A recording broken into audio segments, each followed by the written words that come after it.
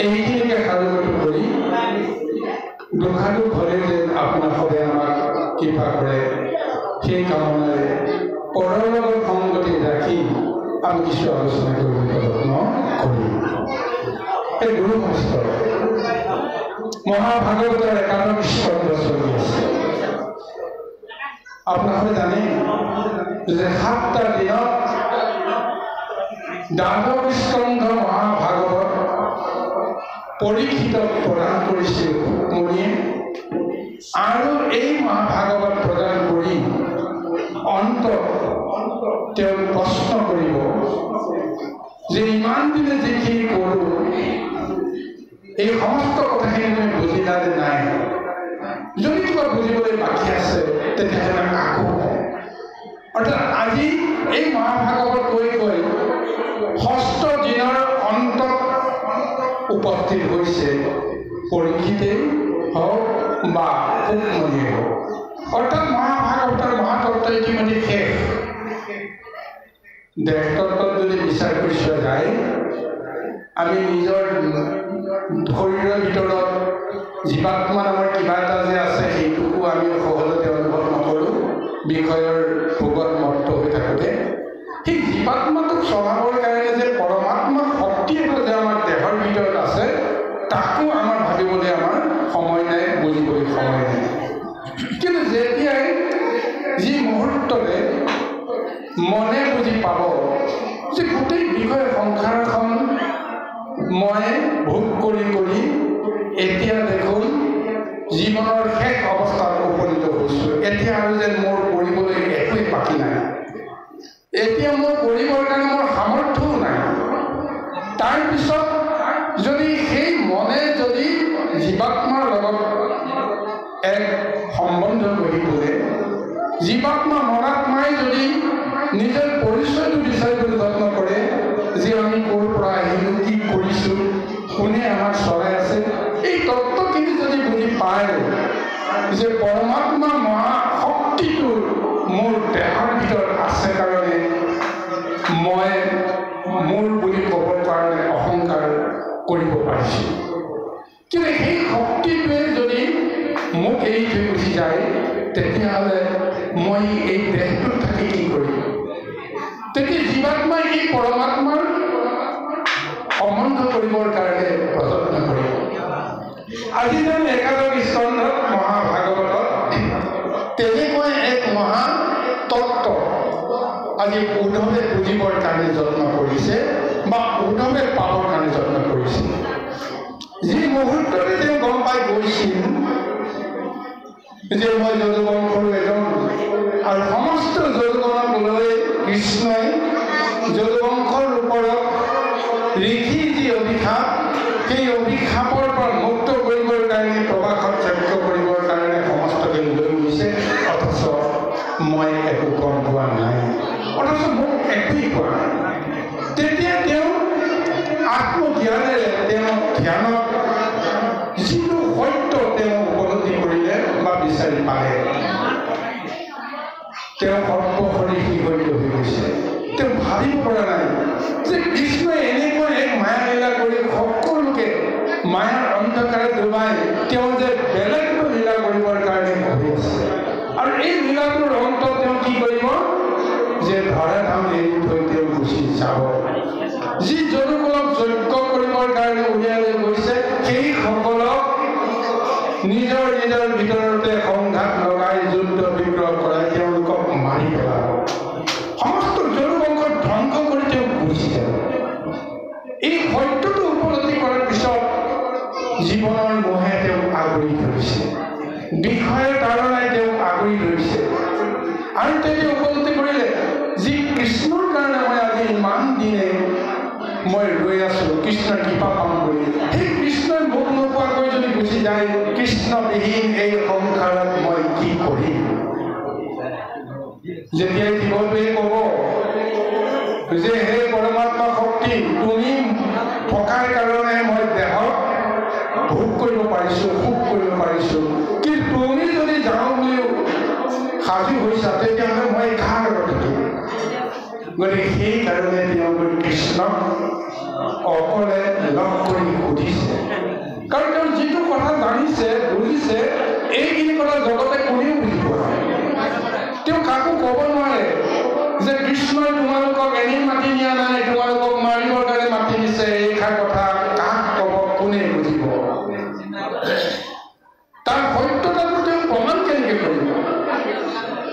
আৰু সেইকাৰণে তেওঁ চিন্তা কৰিলে মই কাকো নুসুধো, স্বয়ং কৃষ্ণকে সুধো, তেওঁ কিয় এই লীলাটো কৰি মোক তেওঁৰ পৰা বঞ্চিত কৰিব বিচাৰিছে, তেওঁ নহ'লে মোৰ কি অৱস্থা হ'ব, এই কথাটো তেওঁ কিয় বুজি পোৱা নাই।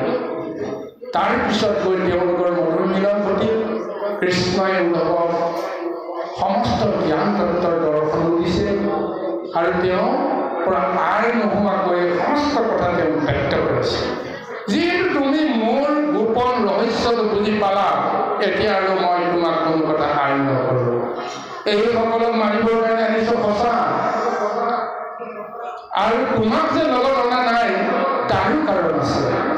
এতিয়া সেই কাৰণটো তুমি জানিব লাগিব যে মই তোমাক কিয় আনিব বিচৰা নাই বা তোমাক লগত লৈ কিয় যাব বিচৰা নাই। চব মৰিব, কিন্তু তুমি বাচি থাকিব লাগিব, তাৰ তত্ত্বটো তুমি বুজিব লাগিব। এই কাৰণেই তেওঁ কৈছে মই যোৱাৰ পিছত এইখন সংসাৰত বিশেষকৈ দ্বাৰকাত কোনো এটা প্ৰাণী ৰৈ নাথাকিব। যিখন দ্বাৰকা জগতে দেখি আছে সেইখন দ্বাৰকাও সাগৰৰ তলিত ডুব যাব।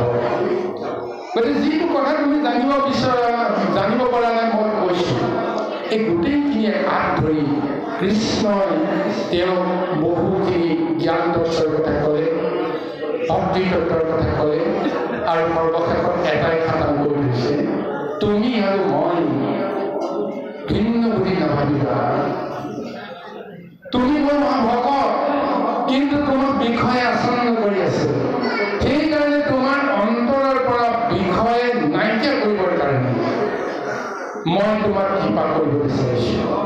তুমি নিজকে উপলব্ধি কৰা, মই কিয় তোমাক এটি মুহূৰ্তলৈকে ভক্তিৰ মহাতত্ত্বখিনি মই কিয় দিব পৰা নাই, তুমি বিচৰা নাই, সেইকাৰণে মই দিবলৈ সুযোগ পোৱা নাই।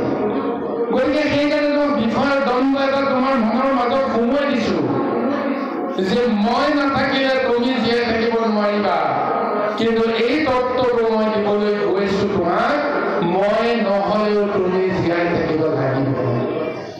ভগৱন্ত নহ'লেও ভগৱন্তৰ লগত ভকত যিহেতু সমৰ্পণতে থাকে, সেই ভকতৰ লগত ভগৱন্ত নাথাকি কোনো যাব নোৱাৰে। মই ক'ব বিচাৰিছোঁ এইটোৱেই যে লৌকিকভাৱে মই জগতৰ পৰা গুচি যাম, কিন্তু আধ্যাত্মিক পাৰমাৰ্থিকভাৱে যে মই এই সংসাৰৰ পৰা অকণমানো যে আঁতৰিব নোৱাৰোঁ। প্ৰত্যেক জীৱৰ দেহত মই যদি পৰমাত্মা শক্তিৰে বিৰাজিত হৈ থাকোঁ, তেতিয়াহ'লে মই কেনেকৈ সংসাৰ পৰা গুচি যাম। কিন্তু তুমি ভক্তিৰ মাজেৰে বিষয়টো উপলব্ধি কৰিব লাগিব, আৰু ভক্তিৰ মাজেৰে উপলব্ধি কৰিবলৈ যোৱাৰ এটাই আচল উদ্দেশ্য যে তুমি নিজৰ দেহৰ প্ৰতি আসক্ত হোৱাৰ যি এটা অনুভৱ আছে সেইটো তুমি নাইকিয়া কৰিব লাগিব। যাৰ দেহৰ প্ৰতি মোহ আছে, দেহৰ প্ৰতি অহংকাৰ আছে, জ্ঞানৰ ওপৰত যাৰ অহংকাৰ আছে, সেইজনে শুদ্ধভাৱে ভকতি কৰিব নোৱাৰে, আৰু ভকতি কৰিব নোৱাৰিলে দেহৰ মায়া ত্যাগ কৰিবও নোৱাৰে। এই কাৰণে মই তোমাক এই কথাটো ক'বলৈ গৈছোঁ যে মই আৰু তুমি দুজনৰ ভিতৰত কোনোবা এজন এই জগতত থাকিব লাগিব, আৰু সেইজনে সমস্ত ভক্তিৰ তত্ত্বটো জগতত ধাৰণ কৰি প্ৰচাৰ কৰি জগতক উদ্ধাৰ কৰিব লাগিব। গতিকে এইকাৰণে আজি নিজৰ ভক্ত হিচাপে উদ্ধৱক এনেদৰে মহা যিটো কৃপা কৰিলে, তাৰপিছত উদ্ধৱে বুজি পাই গ'ল সঁচাকৈ প্ৰভু ভগৱতে মোক কি মহা কৃপা কৰিছে। মই ক'ত মায়া মোহত অন্ধকোপত মই মজি আছোঁ, মই নিজৰ জীৱনটোকে সৰ্বস্ব বুলি জ্ঞান কৰিছোঁ, আৰু স্বয়ং প্ৰভু ভগৱন্ত পৰমাত্মাই মোক আজি কি কৃপা কৰিলে।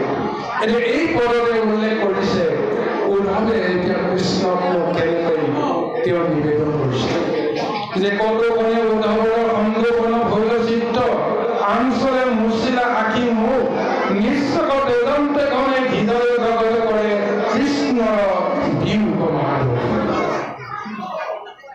তেওঁতো চৰম সত্যটো উপলব্ধি কৰিলে যে কৃষ্ণই যেতিয়া এই জগতৰ পৰা কায়িকভাৱে গুচি যাম বুলি কৈছে তেওঁ যাব মোক যে তেওঁ এই থৈ যাব এইটো সত্য এতিয়া তেওঁ এই কথাটো ভাবিছে যে তেওঁৰ বিয়োগৰ এই মহাদুখটো মই কেনেকৈ সহ্য কৰিম তাৰপিছত তেওঁ কৃষ্ণকে অন্তৰত তেওঁ ধ্যান কৰিলে আৰু অনেক ধৈৰ্যৰে তেওঁ দণ্ডৱতে পৰি গীতাঞ্জলি কৰি কৃষ্ণক নিবেদন কৰিছে যে হে প্ৰভু প্ৰেমৰ নাহিকে পাৰ কৰিলন্ত নমস্কাৰ কৃষ্ণৰ চৰণ চুয়াহীন কৃষ্ণৰ দুয়ো চৰণত নিজৰ শিৰটো চুই বা শিৰ প্ৰদান কৰি তেওঁলোকে কবই গৈছে তেওঁৰ মনত যিটো অনুভৱ কৰিছে সেইটো ব্যক্ত কৰিছে এনেদৰে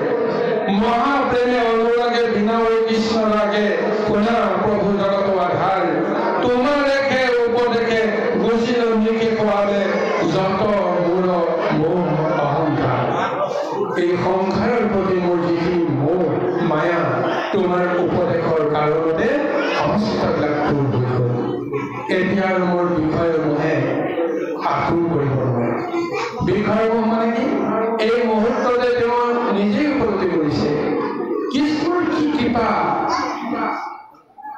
মোৰ বিষয়ত মোৰ পিতৃ আছে মাতৃ আছে ভাৰ্যা আছে পুত্ৰ আছে সমস্ত আছে এই সকলৰ কাৰণে আমি জীয়াই থাকোঁ কিন্তু কৃষ্ণই যেতিয়া এই ঘৰত আমি এইদৰে যাওঁ বুলি যিটো লীলা কৰিলে তেওঁ যেতিয়া বুদ্ধিলে বুজিলে লগে লগে তেওঁৰ মনৰ পৰা গৃহৰ মায়াই ত্যাগ হৈ গ'ল যে কৃষ্ণৰ নদীখন মই জীয়াই থাকিব নোৱাৰোঁ অথচ তেওঁৰ পুত্ৰ আছে ভাৰ্যা আছে পিতৃ আছে মাতৃ আছে এতিয়া সেই সংসাৰখনকে তেওঁ অসাৰ বুলি গণ্য কৰিলে কেৱল সাৰ বুলি ধাৰণ কৰিলে তাক কৃষ্ণ বসুদেৱ দৈৱকীৰ পুত্ৰ কৃষ্ণ তেওঁ নহ'লে মই জীয়াই থাকিব নোৱাৰোঁ আৰু সেইকাৰণে আজি তেওঁক যিখিনি দিব্য জ্ঞান দিলে সেই জ্ঞানখিনি পাই সেই উপলব্ধি কৰিছে যে তুমি মোক কি মহাপ্ৰেম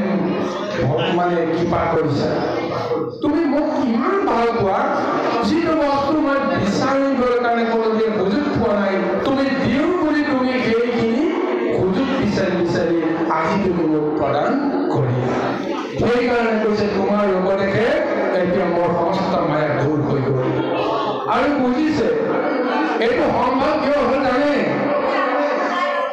সূৰ্যৰ ওচৰত যদি কোনোবা এজন থাকে তেতিয়াহ'লে সেইজনক কেতিয়াও অন্ধকাৰে আগুৰি ৰাখিব নোৱাৰে তুমি হৈছা সূৰ্য কৃষ্ণ সূৰ্য তোমাৰ ওচৰত থকাৰ কাৰণেই মোৰ আজি সম্ভৱ হৈছে মোৰ মনৰ ভিতৰত থকা সমস্ত অজ্ঞানতা অন্ধকাৰ কৃষ্ণ সূৰ্যৰ লগত থকাৰ কাৰণে এই সমস্তবিলাক দূৰ হৈ গ'ল আৰু তুমি মোক কি দিলা জ্ঞানৰ প্ৰদীপ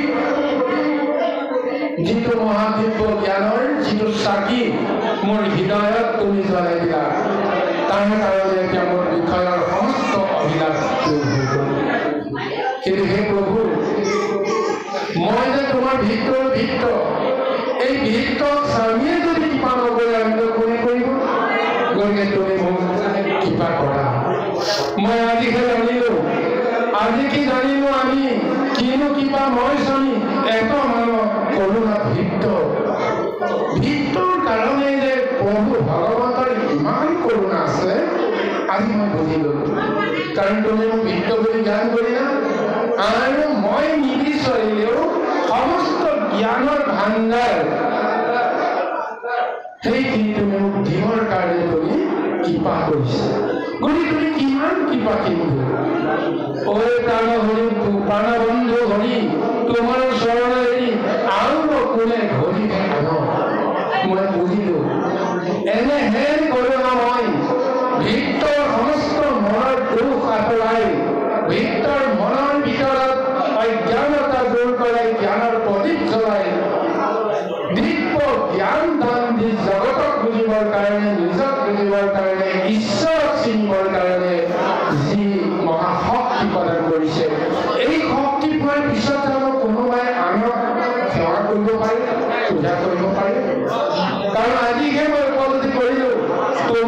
তপ, তুমিয়ে যজ্ঞ, তুমিয়ে দান, তুমি পৰম জ্ঞান, তুমি ঈশ্বৰ গুৰু, তুমি সৰ্ব জীৱৰে তুমি সাক্ষী।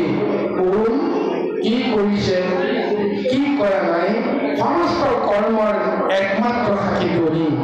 কিন্তু তথাপিও তোমাক যদি কোনোবাই যদি ভজনা কৰিব নোৱাৰে, তেতিয়াহ'লে জানিলো যে দিন দুপৰতে তেওঁৰ নিজৰ চকু নিজে খাই পৰি পেলাই তেওঁ অন্ধ হৈ গৈছে। গতিকে ইয়াতকৈ আৰু বেলেগ মোহমতি এই সংসাৰ থাকিব নোৱাৰে। তোমাক সমস্ত জানি বুজিও অস্বীকাৰ কৰাৰ কাৰণে অন্যজনে গৰুকো চাওকচোন। আমাৰ দেহৰ ভিতৰত আমি প্ৰত্যেকেই এদিনৰ কাৰণে হ'লে উপলব্ধি কৰিছো যে আমাক কোনে জীয়াই ৰাখিছে, যে হৃদয়ত জীৱাত্মা আৰু পৰমাত্মা দুটা শক্তি আমাক জীয়াই ৰাখিছে। এই কথাটো আমি এবাৰ হ'লেও অন্তত জ্ঞান দৃষ্টিৰে আমি বুজি চাওঁ। কিন্তু সেই ঈশ্বৰক আমি সদায় অৱজ্ঞাই কৰি আছো। কৰ্ম কৰাৰ সময়ত, ভোগ কৰাৰ সময়ত অহংকাৰী মনটোৱে ঈশ্বৰক, জীৱাত্মা আৰু পৰমাত্মা কি কৰে অস্বীকাৰ কৰে, নিজকে সৰ্বশ্ৰেষ্ঠ জ্ঞান কৰে। এইখিনি কোনে কৰিছে? মই কৰিছো। এইখিনি কোনে জ্ঞান দিছে? যে এইখিনি জ্ঞান মই দিছো। এইজন কাৰ ছাত্ৰ? যে মোৰ ছাত্ৰ। এইজনে গোটেই জগতত এতিয়া ডাঙৰ ডাঙৰ কাম কৰি জগতত জগ কীৰ্তি অৰ্জন কৰিছে। এইজন ছাত্ৰ হ'লে মোৰ ছাত্ৰ। অৰ্থাৎ আত্ম অহংকাৰটো আহি গৈছে। চাওক, আমি যে জ্ঞান দিছো, ধ্যান দিছো, উপদেশ দিছো, সমস্ত কৰ্ম কৰিছো, এই কৰ্ম কোনে কৰি আছে?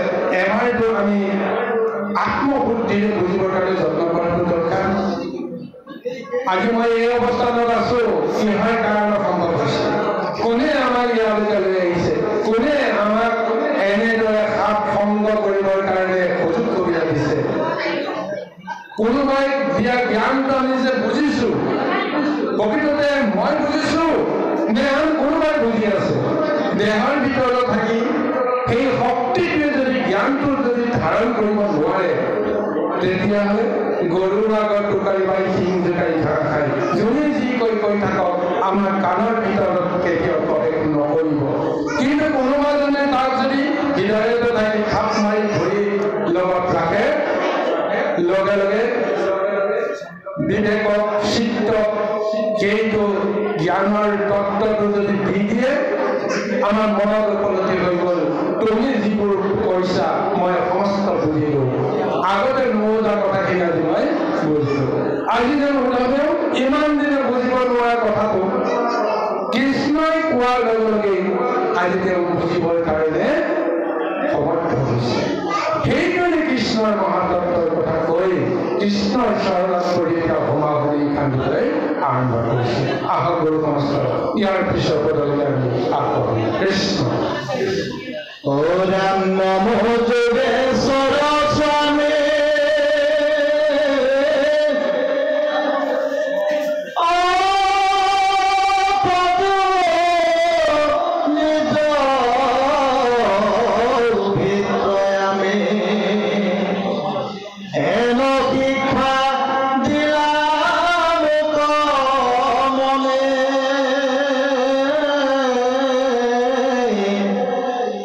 মূৰ্খ অৱস্থাটো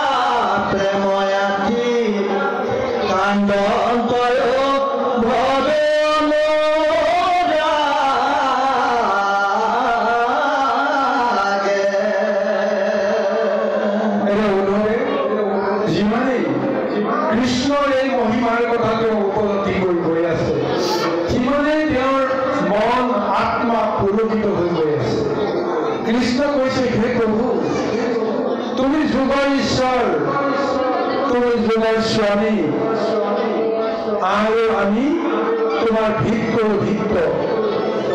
সেই যুগৰ ঈশ্বৰজনে তোমাৰ ভিত্তত কি মহা শিক্ষা দিলা। এই শিক্ষা পাই এতিয়া মোৰ উপলব্ধি হৈছে যে মইতো মুখ্য পানী, কাৰণ তুমি যে মোক কৃপা কৰিছা। মুখ্য পোৱাৰ পিছততো আৰু কৰিব লগা একো নাই, পাব লগাও একো নাই, কিন্তু মই আৰু পাবলৈ মই বাঞ্ছা কৰোঁ। যে কি বাঞ্ছা কৰোঁ? যে মই সেই অৱস্থাটো, মুখ্য প্ৰাপ্তিৰ অৱস্থাটো তোমাৰ চৰণৰ লাগিলে যেন মই একো চিন্তা নকৰোঁ। অৰ্থাৎ তেওঁ এই বিষয় সংখ্যাই ত্যাগ কৰি যোৱাৰ যিটো বাসনা, বিষয় সংখ্যাৰ ত্যাগ কৰি কৃষ্ণ ভগৱন্তৰ আত্মাৰ লগত লীন যাব পৰা যিটো মুখ্য প্ৰাপ্তিৰ যিটো অৱস্থা, সেই অৱস্থাটো এতিয়া তেওঁ বিচৰা নাই। কাৰণ নদীবিলাকে, নৈ নিজৰা, এই সমস্তবিলাকে সদায় ওখ ঠাইৰ পৰা ঠাপৰি মেলে নামনিলৈ কিহৰ সন্ধানত? সাগৰৰ সন্ধানত। সাগৰলৈ গতি কৰিয়ে নৈ নিজৰা জান জুৰি সমস্তবিলাকে নিজৰ শক্তিৰে যেতিয়া বৈ আহি আহি এটা সময়ত যেতিয়া সাগৰৰ জলৰ লগত নৈ নিজৰাৰ প্ৰাণীবিলাকে যেতিয়া লীন হৈ যায়, এই নদী নিজৰা পানীবিলাকে ক'ব নোৱাৰে যে মই অমুকখন নদীৰ পৰা আহিছোঁ। নিজৰ অস্তিত্বতে হেৰাই যায়, সাগৰৰ বহল বক্ষত লীন হৈ যায়। আত্মপৰিচয় হেৰাই যোৱাৰ পিছত নিজৰ ক'ব লগা একো নাথাকে, কৰিব লগাও একো নাথাকে। কিন্তু আজি উদাহৰণ বুজিছে যে কৰ্মতহে আনন্দ, ধৰ্মতহে আনন্দ, সেৱাতহে যিটো আনন্দ, এই আনন্দটো মই সদায় যেন পাই থাকোঁ। তাৰ কাৰণে মুখ্য প্ৰাপ্তিৰ অৱস্থাটো মই তোমাকেই পাবলৈ বিচাৰোঁ, তোমাকেই ভৰিবলৈ বিচাৰোঁ। এইখিনি যেন তুমি মোক কৃপা কৰা। এনেদৰে কৃষ্ণৰ চৰণত পৰি তেওঁ যেতিয়া নিবেদন কৰিছে, প্ৰেমত পুলকিত হৈ কৃষ্ণৰ যে কিমান মহা কৃপাৰ ফলত তেওঁৰ অন্তিম মুহূৰ্তত কৃষ্ণক এনেদৰে ক'বৰ কাৰণে, চৰণত তেওঁ ক্ষীণ হৈ আত্মনিবেদন কৰিবৰ কাৰণে তেওঁলোকে সমৰ্থ হৈছে।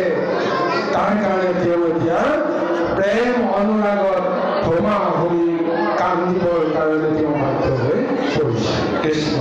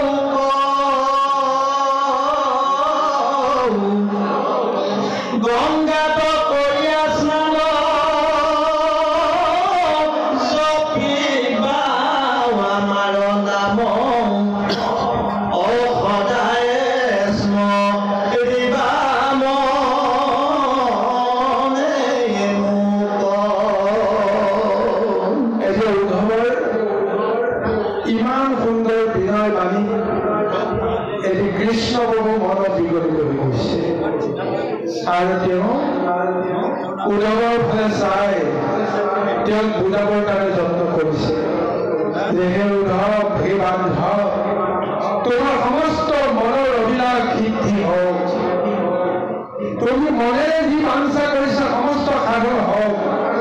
গতিকে তুমি উঠা, অনুতাপ নকৰিবা, তুমি ধৈৰ্য ধৰা, আৰু কি কৰিব লাগিব মই তোমাক কওঁ, তুমি শুনা।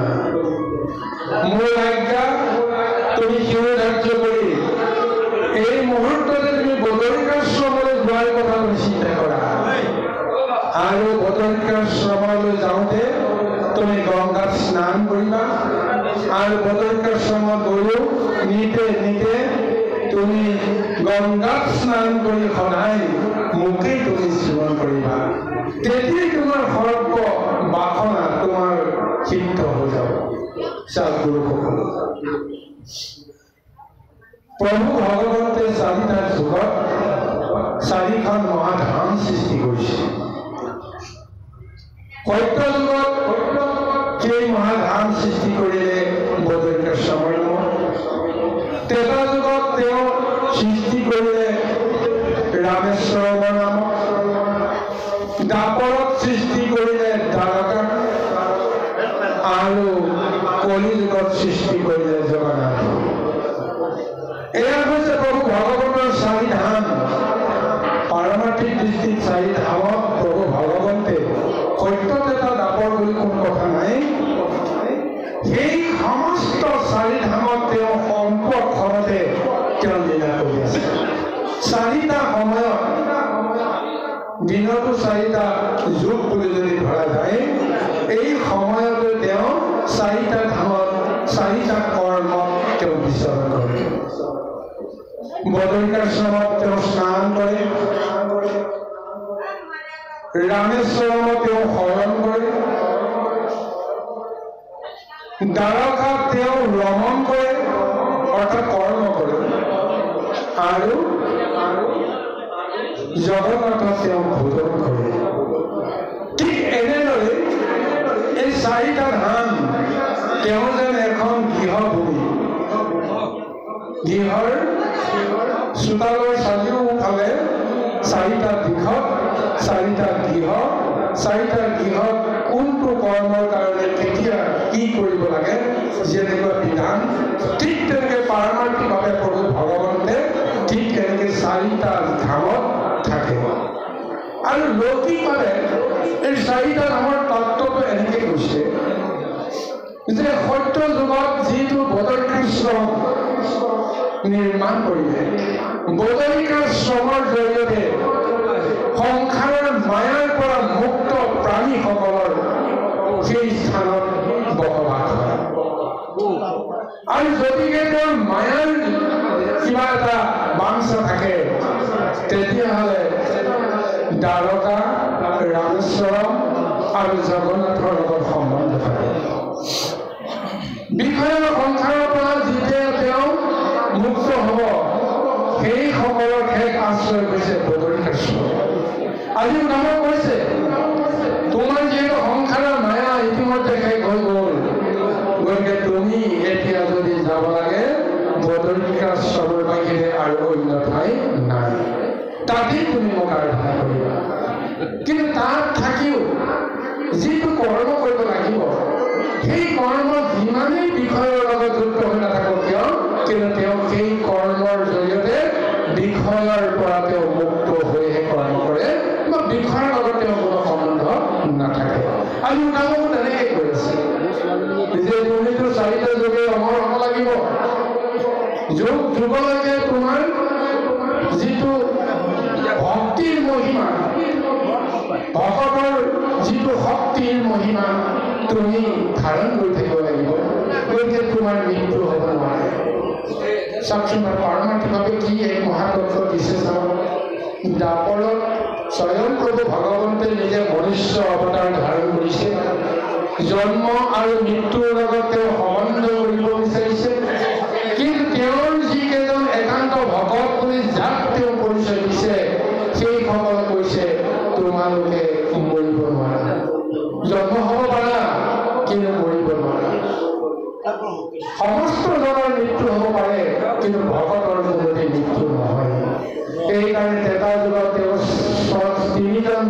সৃষ্টি কৰিলে আৰু দাপৰ যুগতো তেওঁ 3জন ভকত সৃষ্টি কৰিলে যিকেইজন ভকতক কোনোদিন কাল আৰু মায়াই কেতিয়াও তেওঁলোকক পৰখ কৰিব নোৱাৰে অৰ্থাৎ ভগৱানৰ মৃত্যু হ'ব নোৱাৰে এই তত্ত্বটোকে যেন এক উদাহৰণস্বৰূপে জগতক দিবৰ কাৰণে উদ্ধৱক তেওঁ এই সংসাৰ ধৰি কৰিছে চিন্তা কৰি চাওকচোন বাৰু যদু বংশৰ ওপৰত 3টা মহা অভিশাপ লাগি আছে এই অভিশাপৰ অভিশপ্ত সমস্তবিলাক স্বয়ং কৃষ্ণ প্ৰথম অভিশাপটো দিলে কোনে পিতৃ জদাতিয়ে দিলে যদুৰ ওপৰত সেই পিতৃৰ অভিশাপ লৈ যদু বংশই কোনোদিন নিজে ৰজা হোৱাৰ ব্যৱস্থাটো লাভ কৰিব নোৱাৰিলে দ্বিতীয়টো অভিশাপ দিলে গান্ধাৰীয়ে কুৰুক্ষেত্ৰ মহাসমৰৰ পিছত যেতিয়া গান্ধাৰীক অকৰ্ণক সান্তনা দিবৰ কাৰণে কৃষ্ণ যেতিয়া গৈ উপস্থিত হৈছিল গান্ধাৰী তেতিয়া তেওঁ অভিশাপ দিলে যে তুমি জগতৰ ঈশ্বৰ তোমাৰ ইচ্ছাতে সমস্ত হৈছে তুমি পাণ্ডুৰ পুত্ৰসকলক ইমান বিবেকবান কৰি দিলা ইমান ধৰ্মনিষ্ঠ কৰি দিলা কিন্তু মোৰ পুত্ৰসকলক ইমান অহংকাৰী কৰি তুমি মোৰ চকুৰ আগতে সমস্তকে নিপাত কৰি দিলা তেওঁলোকক মাৰি না মোৰ ক'ব লগা নাই কিন্তু মোৰ দৰে এগৰাকী অন্ধ চকুৰে দেখা এগৰাকী নাৰীয়ে স্বামীৰ পন্থ অৱলম্বন কৰি দীৰ্ঘদিন মই তপ কৰি আছো মোৰ পুত্ৰসকলক সৎগতি তুমি দিয়া বুলি মই সদায় কামনা কৰি থাকো কিন্তু তেওঁলোকক অহংকাৰী কৰি মই জীয়াই থকাৰ সময়তে মোৰ চকুৰ আগতে মোৰ পুত্ৰসকলক নিবংশ কৰি মোৰ অন্তৰত যিটো তুমি সন্তাপ দিলা তাৰ কাৰণে মই তোমাক অভিশাপ দিছো তোমাৰ সন্মুখেৰে তোমাৰ সমস্ত জগতত ধ্বংস হৈ যাব তুমি কি একো কৰিব নোৱাৰা কৃষ্ণই মানি ল'লে হ'ব তাৰ পিছত শেষৰ অভিশাপটো পিণ্ডৰ তীৰ্থত লিখি সমস্তক মাতি আনি এতিয়া যদু বংশৰ ওপৰত আৰু এক অভিশাপ তেওঁৰে বংশৰ তেওঁৰে পুত্ৰকে আগ কৰি কেইজনমান উদণ্ড স্বভাৱৰ যদু বংশৰ যুৱকক পিণ্ডৰ তীৰ্থত উপস্থিত হোৱা মহা অমনিসকলক পৰীক্ষা কৰিবলৈ গৈ মতা মানুহকে মাইকী মানুহ সদায় যিটো চলনা কৰিলে তাৰ ফলত তেওঁলোকেও অভিশাপ দিলে যে এই গৰ্ভত ল'ৰাও নাই ছোৱালীও নাই এটুকুৰা পাষাণ জন্ম হ'ব পাষাণ টুকুৰাই সমস্ত যদু বংশক ধ্বংস কৰি দিব এই 3টা অভিশাপ লাগি 3টা অভিশাপৰ পৰা মুক্ত হ'ব নোৱাৰে সেইকাৰণে উদ্ধৱৰ মনত প্ৰশ্ন আহিছিল মইতো যদু বংশৰ এজন বাকীসকলক যদি মৰাৰ চলেৰে ধ্বংস কৰাৰ চলেৰে যদি তেওঁ লগতে লৈ যাব পাৰে মোক কিয় দিব নোৱাৰে গতিকে হে প্ৰভু মই তোমাৰ লগতে যাব বিচাৰিম তুমি মোক লৈ যোৱা কিন্তু কৃষ্ণই ক'লে নহ'ব তুমি মহাভক্ত তোমাৰ যিটো মহাতত্ত্ব এইটো জগতে পাব লাগিব চোৱাচোন তোমাৰ পিতৃ আছে মাতৃ আছে সমস্ত আছে তাৰ পিছতো মই এই সংসাৰৰ পৰা গুচি যাম বুলি কোৱাৰ লগে লগে সমস্তকে অসাৰ কৰি তুমি মোৰ অবিহনে জীয়াই থাকিব নোৱাৰা যিটো অনুভূতি আছে গতিকে জানিলো তোমাৰ বংশৰ পৰিচয়ৰ পৰা তুমি উদ্ধত হৈ গলা এতিয়া তুমি মহাভকত হলা ভকতৰ কোনো পৰিচয় নাথাকে বংশৰ কোনো পৰিচয় নাথাকে বিষয়ৰ কোনো সম্বন্ধ নাথাকে গতিকে তোমাক কোনো কাৰণতে কোনো অভিশাপে চুব নোৱাৰে গতিকে এই কাৰণে তুমি থাকিব লাগিব গতিকে এই মহাকৃপা উদ্ধৱক কৰিলে উদ্ধৱে বুজিলে বুজাৰ পিছত তেওঁ সঁচাকৈ তেওঁ এতিয়া ইমান কৃষ্ণৰ প্ৰেমত তেওঁ আকুলতা হৈছে ভাবি ভাবি তেওঁ ম্ৰিয়মান হৈ আছে সমস্ত জগতক তেওঁ মায়াত মজাই দিলে আৰু মোক তেওঁ উদ্ধাৰ কৰি পৰম কৃপা কৰিলে মই কেনেকৈ তেওঁৰ কথা পাহৰিম সেইকাৰণে তেওঁ কৈছে কৃষ্ণই কৈছে যে তুমি এইখন সংসাৰতে মায়াহীনভাৱে যদিও থাকিবা সত্য যুগতে প্ৰতিষ্ঠা কৰা মোৰ সেই মহাধান বদৰিকাৰ চনে তোমাৰ তাৰ বাহিৰে তোমাৰ বেলেগ আশ্ৰয় থাকিব নোৱাৰে। কৃষ্ণ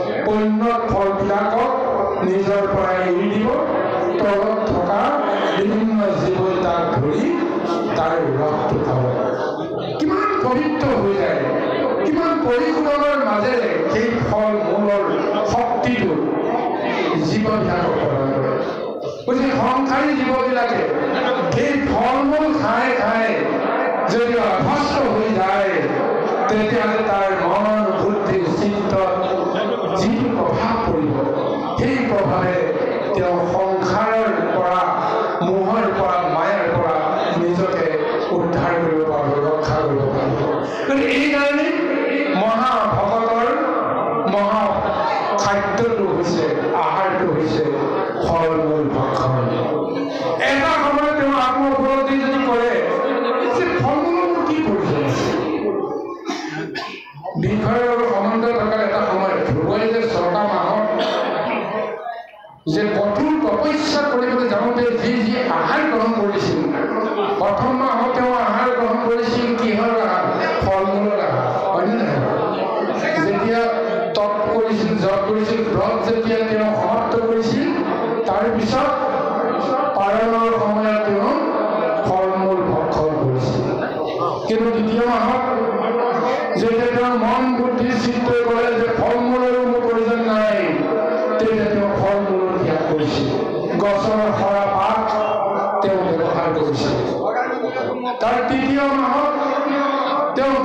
এই সভাপতিটো প্ৰকৃতিৰ বস্তু, গতিকে এইবোৰ বাদ দিওঁ। তাৰপিছত তেওঁ কি কৰিছিল যে গণ্ডক প্ৰমাণ জল তেওঁ তৃতীয় মাহত তেওঁ গ্ৰহণ কৰিছিল। চতুৰ্থ মাহত সেই জলো তেওঁ ত্যাগ কৰিলে। তাৰপিছত তেওঁ কৰিলে কি বায়ু ভক্ষণ, আৰু পঞ্চম মাহত তেওঁ বায়ু ভক্ষণ নকৰা হৈ গ'ল। এবাৰে যি বায়ু তেওঁ দেহৰ ভিতৰত ল'লে, তাৰপিছত তেওঁ সংসাৰ জগতৰ সম্বন্ধ নাইকিয়া হৈ গ'ল। তদু জ্ঞান সিদ্ধ আৰু যোগ মাৰ্গৰ ব্যৱস্থাত যদি কোনোবাই দেহ ত্যাগ কৰিবলৈ যদি সংকল্প কৰে, তেতিয়াহ'লে তেওঁ প্ৰকৃতিৰ সমস্ত আহাৰ নিৰ্মাণ কৰি মহা যোগ সাধনৰ জৰিয়তে তেওঁ ইহ সংসাৰৰ পৰা নিজে নিজে মুক্তি লাভ কৰিব পাৰে। কিন্তু উদ্ধৱক আজি কৈছে যিহেতু মৃত্যু তোমাৰ বা মুক্তি তোমাৰ কাম্য হ'ব নোৱাৰে, তুমি চিৰদিন থাকিব লাগিব। গতিকে সেইকাৰণে ধ্ৰুৱই প্ৰথম মাহত পূজা কৰাৰ দৰে, পূজা কৰি ফল ভক্ষণ কৰাৰ দৰে তুমি কেৱল দেহটো ৰক্ষা কৰিবৰ কাৰণে নিৰ্বাক শুদ্ধ আহাৰৰ নামত তুমি ফল মূলকে ভক্ষণ কৰিবা।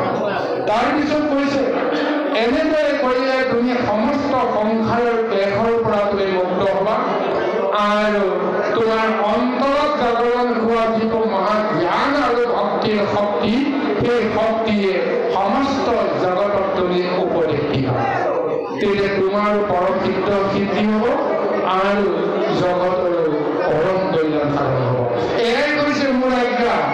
আৰু এই জ্ঞানৰ দৰ্শনৰ মাজেৰে মই নাথাকিলেও ভকতক জগতক তুমি ভকতিৰ মহাপন্থ তুমি প্ৰদান কৰিব লাগিব। তেতিয়া তুমি আৰু মই কোনোজনে প্ৰকৃততে যে আমি ইজনৰ পৰা সিজন দূৰত নাই, কাৰণ তুমি সেই সময়ত ধ্যান কৰিলে মোক দেখা পাবা। মোক তুমি চাবলৈ বিচাৰিলে মই আহি তোমাক দেখা দিম, কিন্তু সেই দৰ্শনটো তোমাৰ লাগিলে বেলেগে কেতিয়াও দেখা নাপাব। তেতিয়াহ'লে তুমি যেতিয়াই শুদ্ধৰ কৰ্ম বিচাৰিবা তেতিয়াই যদি মই আহোঁ, যি সুধিব বিচাৰে তেতিয়াই যদি মোক সুধি মোৰ পৰা তুমি কিবা এটা জ্ঞান পাবলৈ সমৰ্থ হোৱা, তেতিয়াহ'লে মই সংসাৰত থকা নথকাৰ মাজত কি পাৰ্থক্য? গতিকে এই জ্ঞান যদি এতিয়া তেওঁ কৃষ্ণৰ প্ৰতি যিটো মোহ আছিল, বিষয় মোহ, সেই বিষয় মোহটো তেওঁৰ পৰা আঁতৰাই দিছে। এয়াই হৈছে প্ৰভু ভগৱন্তৰ মহাকৃপা। কৃষ্ণ।